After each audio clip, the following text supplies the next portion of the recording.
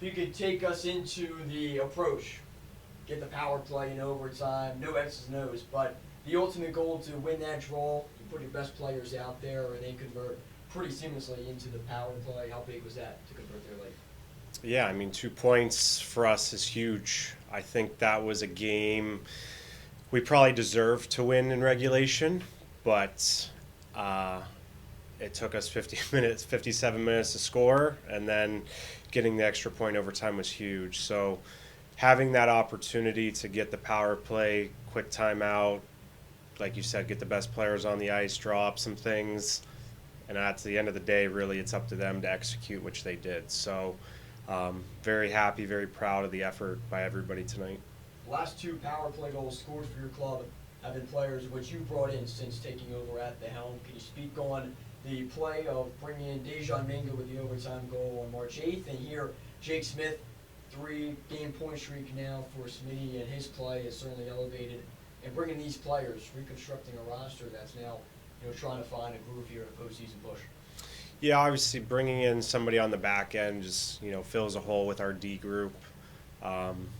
With the way things are going with us and with Lehigh and the teams above us in our organization, I had to make a move and get somebody in here with some experience, which I did there with Mingo. Smitty is kind of finding it a little bit more. His job, his role is to be scoring goals, putting up points.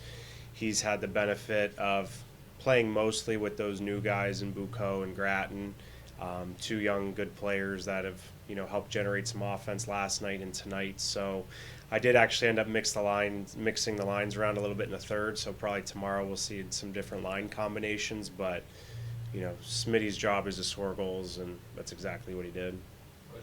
Being a former player, what advice are you giving to the rookies in the room, especially on a 3-on-3? Not so much talking about 3-and-3s, but more of day by day. Yesterday's message was you only play your first pro game once, so enjoy it. The families, the parents, whoever are in the stands watching, so enjoy that aspect of it.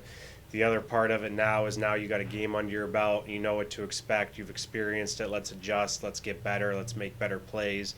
And tomorrow, the message not only for those guys but for everybody is we know we can beat that team, but we have to keep our game elevated to the way we played the last two periods in overtime. What do you think about the effort from tonight versus last night? Last night we started off great in the first, and then we had a huge letdown. Today our first period really wasn't great, but then we decided to pick it up. So kind of an opposite effort, but one thing I discussed after the first period as a group was positivity. There was too many negative comments, too much bad body language. Yes, we gave up a goal. Like I said last night or this morning, we're going to give up goals. It's going to happen. But how do we respond from that? And I think once the guys started being more positive with each other, I think that's when we started being motivated and playing better, playing faster, all that good stuff. Thanks for the time. Just speaking on tonight's game from the player's perspective, how big was that second point? Yeah, it was huge. Obviously, Coach Binkley talked about it in between periods that it might take to the last minute to get the tying goal, and for us it was 57 minutes into the game. So we were just really happy that we could tie that one up, and then obviously to get the job done in overtime and secure that second point was huge. You really elevated your play here as a couple of mix-ups and line combinations. You've been a staple with Yvonne Mongo. We have fun talking about the roommate connection, yeah. But ultimately just with your play in particular, what has grown here throughout this course of season for you? Obviously just heading down the stretch, we got, I think, 9 or so games left. So the playoffs are just right in reach, and obviously that's on the back of your mind every time you're trying to go on the ice. So you're just trying to elevate your play, and for me, I've always, I guess my backbone is just working really hard and trying to create chances that way. So I'm just trying to bring a lot of energy to the team and just work as hard as I can.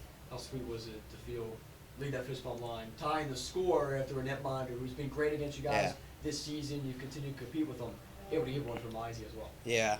I mean, that goaltender over there is really, really good, and obviously does a really good job stopping the puck. So, to tie that one up late, and obviously just real good composure from Bert there to slide it to PC, and then for him to have some patience to slide it over to me was awesome. So credit to them. Question, Joe? Can you speak on just Noah Mayer's play and how he's been literally a wall for you guys? Yeah, it's just such a calming presence back there. Just a true professional.